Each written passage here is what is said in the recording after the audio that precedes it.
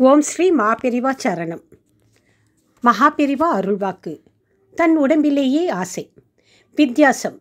நம்முடைய சரீரத்திலேயே ஒரு அங்கத்தை விட இன்னொரு அங்கத்திடம் ஆசை ஜாஸ்தியாக இருக்கிறது. சாதாரணமாக மற்ற எல்லா வெளி வஸ்துக்களையும் விட நமக்கு நம்முடைய சரீரத்தில்தான் அதீத பிரியம். நாம் என்பதே நம்முடைய சரீரம் என்று தானே ஞானிகளை தவிர மற்ற எல்லோரும் நினைக்கிறோம். நான் சிவப்பாக இருக்கிறேன் அல்லது கருப்பாக இருக்கிறேன், நான் குட்டியாய் இருக்கிறேன் அல்லது நெட்டியாய் இருக்கிறேன் என்றெல்லாம் சொல்லும்போது உடம்பையே நானாக நினைப்பது தானே தெரிகிறது. நமக்கு ரொம்ப பிரியமானவர்கள் கவனக்குறைவால் நம் கால்வீரலில் ஒன்றை கொஞ்சம் மிதித்து விட்டால் கூட அவர்களிடம் பிரியம் போய் கோபம் கொள்கிறோம். ஏனென்றால் உடம்பிடம் அத்தனை ஆசை.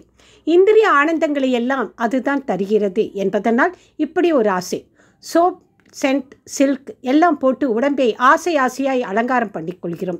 விரலிலே புண் நன்றாய் சீழ் வைத்து விட்டது. அதனால் ஜுரம் ஜன்னி வந்தது என்றால் எங்கே கை முழுவதுமே புரை ஓடி அழுகிவிடுமோ என்ற பயத்தில் நவரத்ன மோதிரம், வைர மோதிரம் போட்டு அலங்காரம் பண்ணி கொண்ட அந்த விரலை ஆம்பிடேட் செய்ய சொல்கிறோம். நம்முடைய உடம்பிலேயே ஒரு அங்கத்தை விட இன்னொன்றிடம் ஆசை ஜாஸ்தி என்பதை காட்ட வந்தேன்.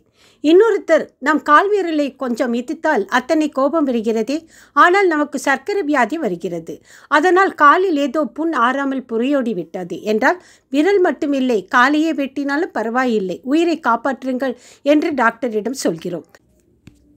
ஹார்ட்டுக்கு மருந்து சாப்பிட்டால் வயிற்றுக்கு இன்னின்ன போகக்கூடாது, ஃபேட் சேர்க்கவே கூடாது என்று டயட் வைக்கிறார்கள். அப்படியே பண்ணுகிறேன் என்று நோயாளி செய்கிற போது இவனுடைய சரித்திரத்திலேயே இவனுக்கு வயிற்றை விட ஹிருதயத்திடம் பிரியம் ஜாஸ்தி என்று தானே அர்த்தம்.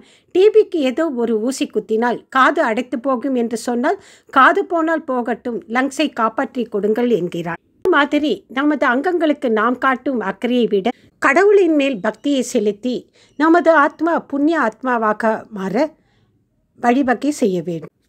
ஸ்ரீ ஜகத்குரு காஞ்சி காமக்கொடி ஸ்ரீ சந்திரசேகரேந்திர சரஸ்வதி சங்கராச்சாரிய சுவாமிகள். மகாபிரிவா கடாட்சம் பரிபூரணம்.